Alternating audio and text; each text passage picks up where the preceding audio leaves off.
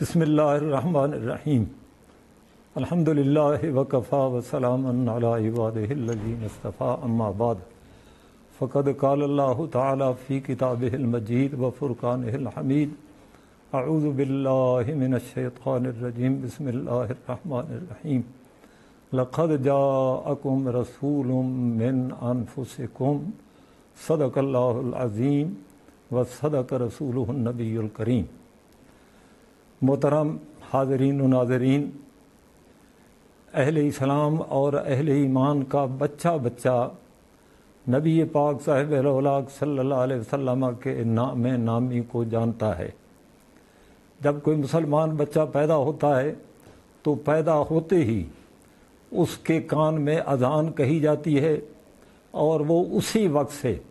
نبی پاک صلی اللہ علیہ وسلم کے نام نامی کو جان لیتا اور پہچان لیتا ہے۔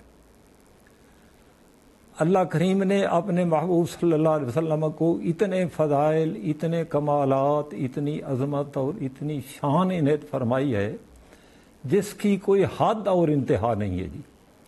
ہر چیز کی کوئی ایک حد ہوتی ہے، ایک انتہا ہوتی ہے، کوئی اس کا آخری مقام ہوتا ہے، مگر اللہ نے اپنے محبوب کو جو شان اور عظمت عطا فرمائی ہے اس کا کوئی کنارہ اور کوئی حد اور کوئی انتہا ہی نہیں ہے جی۔ علامہ بوصیری کے مشہور قصیدہ میں انہوں نے فرمایا ہے فَإِنَّ فَضْلَ رَسُولِ اللَّهِ لَيْسَ لَهُ حَدٌّ فَيُعْرِبُ عَنْهُ نَاطِقٌ بِفَمِهِ، کہ اللہ کے رسول صلی اللہ علیہ وسلم کے فضائل اور آپ کی شان اور آپ کے مقام کی کوئی حد ہی نہیں کہ کوئی بولنے والا، کوئی بیان کرنے والا اس کو بیان کر سکے۔ 14 صدیاں گزر گئی ہیں، آج تک حضور کی شان اور عظمت بیان ہو رہی ہے اور قیامت تک بیان ہوتی رہے گی، مگر ابھی تک حضور کے کسی ایک وصف کو بھی صحیح معنوں میں بیان نہیں کیا جا سکا۔ اگر کوئی آدمی یہ کہے کہ حضور کے تمام فضائل اور کمالات کو ایک لفظ میں بیان کیا جائے تو اس کا جواب یہ دیا جا سکتا ہے کہ محمد، اللہ نے اپنے محبوب کا نام ہی ایسا تجویز کیا ہے کہ اس نام کے اندر اللہ کریم نے آپ کے سارے فضائل اور کمالات کو سمو دیا ہے۔ محمد کا معنی ہے وہ ذات گرامی جس کی ہمیشہ ہمیشہ کے لیے قیامت تک تعریف کی جاتی رہے گی۔ پوری دنیا میں انسانی تاریخ میں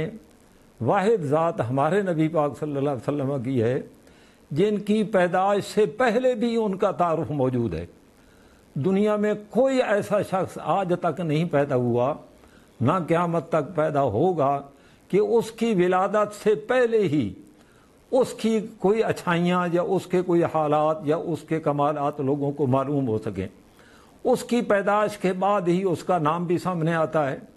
اور پھر اس کے حالات زندگی اور اس کے کمالات اور اس کے کارنامے سامنے آتے ہیں، مگر اللہ کے محبوب کی یہ انفرادی شان ہے کہ آپ کی ولادت سے پہلے ہی اللہ کریم نے ساری دنیا میں آپ کے فضائل اور کمالات کا چرچا فرما دیا۔ جتنے پیغمبر آتے رہے، ہر پیغمبر نے اپنے اپنے زمانے میں اپنی امت کو آخر الزماں پیغمبر کی عظمت اور شان کو بیان فرمایا تھی۔ پھر ایک اور پہلو سے جن لوگوں کا کچھ بھی مطالعہ ہے، انہوں نے حضور کی سیرت کو کچھ بھی پڑھا ہے،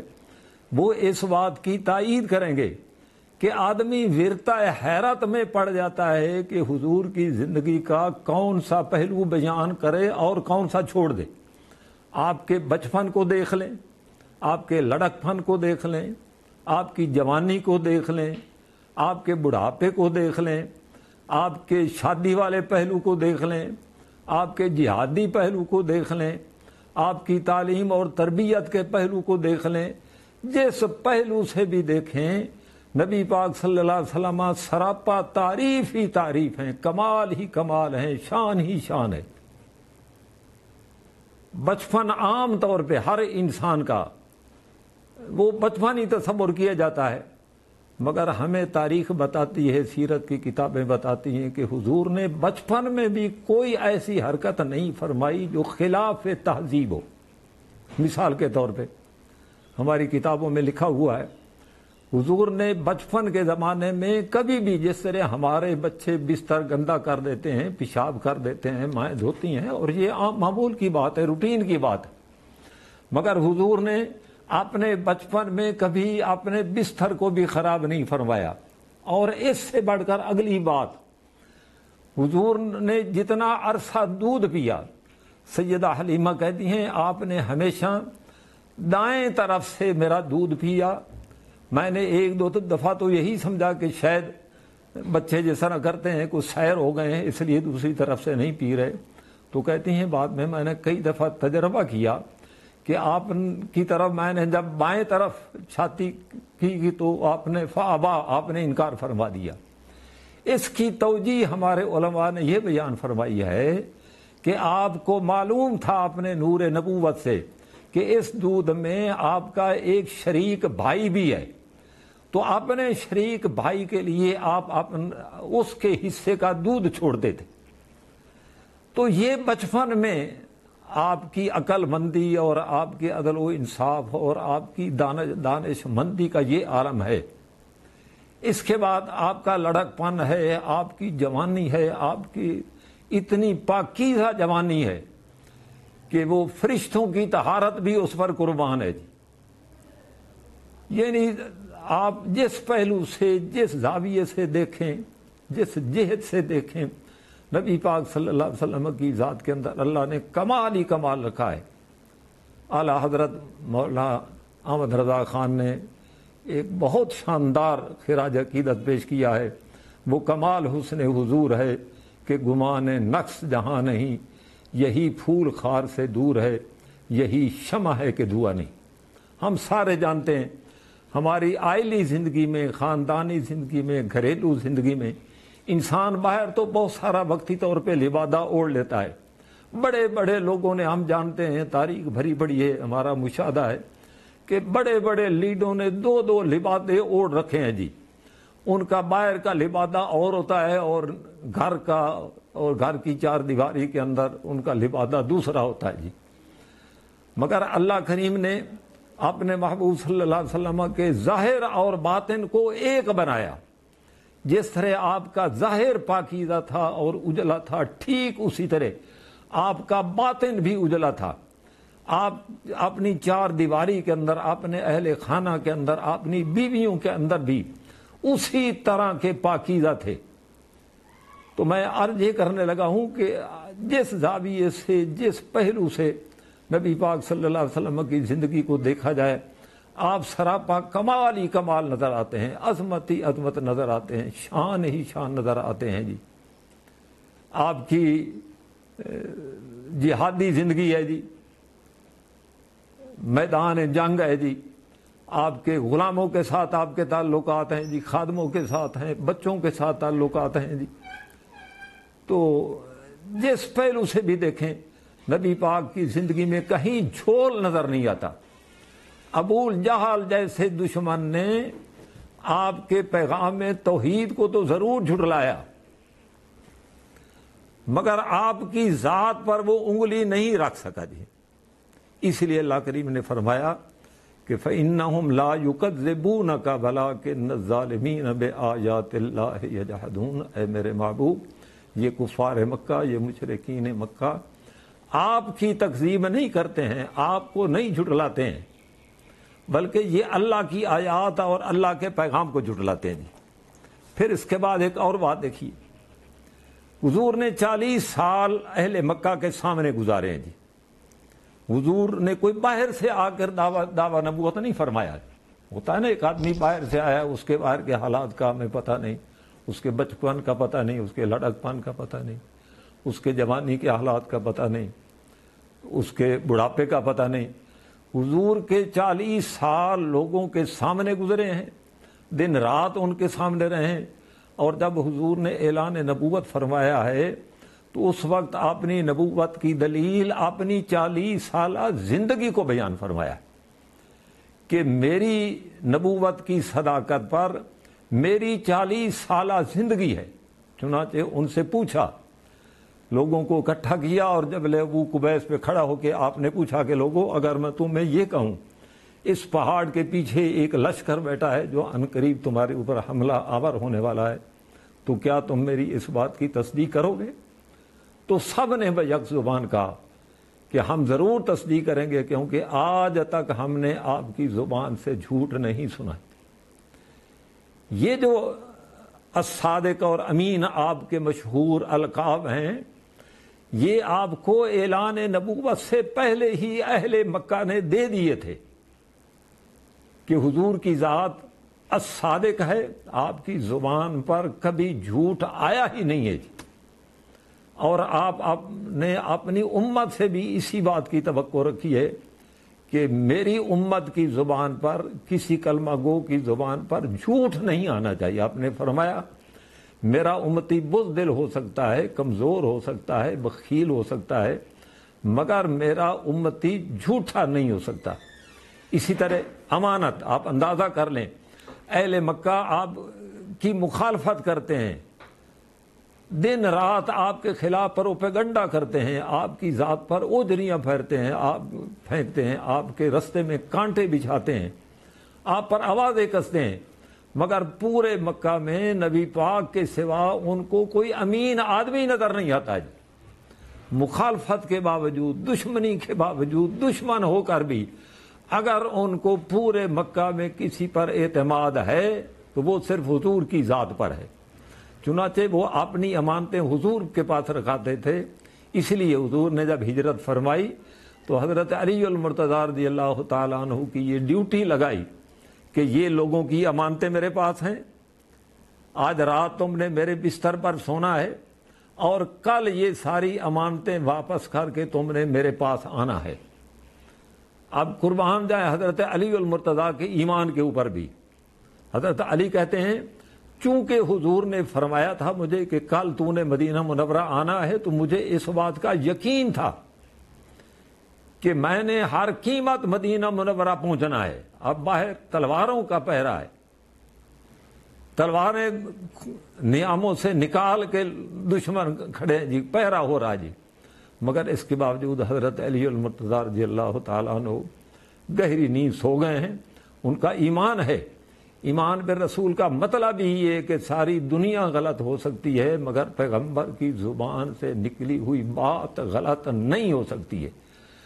سورج مشرق کی بجائے مغرب سے نکل سکتا ہے مگر اللہ کے رسول کی زبان سے نکلی ہوئی بات غلط نہیں ہو سکتی۔ ان کا اس بات پر یقین تھا، ان کے دل پر نقش تھا، اس لیے وہ پوری نیند سوئے، پورے آرام سے سوئے، اور صبح پھر وہ مدینہ منورہ کی طرف روانہ ہو گئے۔ تو میں عرض یہ کر رہا ہوں کہ اللہ کریم نے اپنے محبوب صلی اللہ علیہ وسلم کو ہر پہلو سے، ہر زاویے سے، ہر جہت سے کامل اور مکمل بنایا جی۔ کہیں آپ کی ذات میں بڑے سے بڑے دشمن اور مخالف کو بھی انگلی رکھنے کی گنجائش نظر نہیں آتی ہے جی۔ تعصب کا تو خود دنیا میں کوئی علاج ہی نہیں ہے نا جی، مگر جس کو تعصب نہیں ہے جی، کوئی مخالف سے مخالف ہے، دشمن سے دشمن ہے، اگر اس نے یعنی صدق کے نیت سے اور پورے ایمانداری سے اور انصاف سے حضور کی ذات کو دیکھا ہے تو وہ حضور کی عظمت کا اعتراف کیے بغیر نہیں رہ سکتا۔ ہماری کتابوں میں کتنے مستشرقین ہیں، جب انہوں نے نبی پاک صلی اللہ علیہ وسلم کی ذات کو دیکھا ہے تو انصاف کے نقطہ نظر سے انہوں نے جہاں حضور کو رکھا ہے اور کسی آدمی کو نہیں رکھا۔ مثال کے طور پہ ایک بہت بڑے مستشرق ہیں، عیسائی ہیں، ان کی ایک کتاب دی 100 کے نام سے پوری انسانی تاریخ میں جو بڑے 100 آدمی ہیں ان کا انہوں نے انتخاب کیا ہے جنہوں نے دنیا میں کامیاب زندگی گزاری ہے۔ اب یہ عیسائی ہے مسلکاً، ہمارے نبی پاک کا یہ کلمہ گو نہیں ہے، آپ پر ایمان نہیں رکھتا ہے، مگر چونکہ انصاف کے نقطہ نظر سے دیکھا ہے تو پہلے نمبر پر ہمارے نبی پاک صلی اللہ علیہ وسلم کو رکھا ہے۔ تو کہنے کا مطلب یہ ہے کہ حضور کی ذات کو اللہ کریم نے اتنا پاکیزہ بنایا ہے، اتنا صاف بنایا ہے، اتنا قابل تعریف بنایا ہے کہ آپ کی زندگی کا ہر پہلو وہ لائق تعریف ہے۔ محمد کا مطلب یہ ہے کہ جس کی ہمیشہ قیامت تک تعریف کی جاتی رہے گی، دنیا ختم ہو جائے گی مگر پاک پیغمبر کی تعریف ختم نہیں ہوگی۔ آپ کے دشمن بھی آپ کی تعریف کرتے ہیں، آپ کے دوست بھی آپ کی تعریف کرتے ہیں، آپ کے ساتھی بھی آپ کی تعریف کرتے ہیں، آپ کے غلام بھی آپ کی تعریف کرتے ہیں۔ ہم جانتے ہیں یہ جو خادم لوگ ہوتے ہیں، غلام لوگ ہوتے ہیں، وہ بڑے بڑے لوگوں کے سامنے تو ان کے بڑے عقیدت مندی کا اظہار کر رہے ہوتے ہیں، مگر پیٹھ پیچھے ان کو گالیاں دیتے ہیں، ان کی برائی بیان کرتے ہیں۔ مگر ہم جب حضور کے اس پہلو کو دیکھتے ہیں، آپ کے غلام ہیں حضرت ثوبان ان کا نام ہے، ایک مرتبہ آئے تو وہ بہت پریشان تھے۔ نبی پاک نے پوچھا بیٹا کیا بات ہے، آج تم بہت پریشان ہو؟ انہوں نے عرض کیا میں آپ کو بتانے لگا ہوں کہ غلام آپ کے ساتھ، آپ کے خادم آپ کے ساتھ کتنی محبت رکھتے ہیں، باقی تو کو آپ چھوڑ دیں، حضرت ابو بکر کو چھوڑ دیں، عمر کو چھوڑ دیں، عثمان کو چھوڑ دیں، علی کو چھوڑ دیں، یہ غلام جو ہیں یہ آپ کے ساتھ کتنی محبت رکھتے ہیں۔ حضرت ثوبان آئے تو بہت پریشان تھے۔ حضور نے پوچھا بیٹا آج کیا بات ہے؟ دوسرا وہ ٹک ٹکی باندھ کے دیکھ رہے تھے حضور کی طرف مسلسل۔ حضور نے پوچھا بیٹا آج تم خلاف معمول ٹک ٹکی باندھ کے دیکھ رہے ہو، کیا معاملہ کیا ہے؟ انہوں نے عرض کیا رسول اللہ بات یہ ہے، آج مجھے نا ایک فکر ستانے لگی، وہ یہ کہ ہم دنیا میں جب کبھی پریشان ہوتے ہیں آپ کی خدمت میں حاضر ہو جاتے ہیں، آپ کی زیارت کر لیتے ہیں، آپ کا چہرہ انور دیکھ لیتے ہیں، ہمیں سارے غم بھول جاتے ہیں۔ مجھے فکر اس بات کی لائق ہے کہ قیامت میں ظاہر اللہ کریم آپ کو اعلیٰ علیین میں جگہ عنایت فرمائے گا۔ ہمیں اگر کوئی جنت ملی بھی صحیح تو کہیں نچلے درجے میں ہوں گے، تو مجھے یہ فکر ستائے جا رہی ہے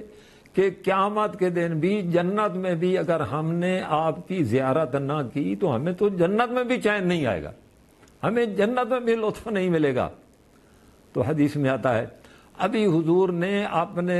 اس غلام کی محبت کا جواب نہیں دیا کہ اللہ نے وحی نازل فرما دی اور فرمایا وَمَن يُطِعِ اللَّهَ وَالرَّسُولَ فَأُولَٰئِكَ مَعَ الَّذِينَ أَنْعَمَ اللَّهُ عَلَيْهِمْ مِنَ النَّبِيِّينَ وَالصِّدِّيقِينَ وَالشُّهَدَاءِ وَالصَّالِحِينَ وَحَسُنَ أُولَٰئِكَ رَفِيقًا۔ سورہ النساء کی آیت ہے کہ جو لوگ قیامت تک اللہ اور اس کے رسول کی اطاعت کریں گے، اللہ اور اس کے رسول کے ساتھ محبت کریں گے، تو قیامت کے دن اللہ کریم ان کو انبیاء کے ساتھ، صدیقین کے ساتھ، شہداء اور صلحاء کے ساتھ اٹھائے گا۔ تو میں عرض یہ کرنا چاہتا ہوں کہ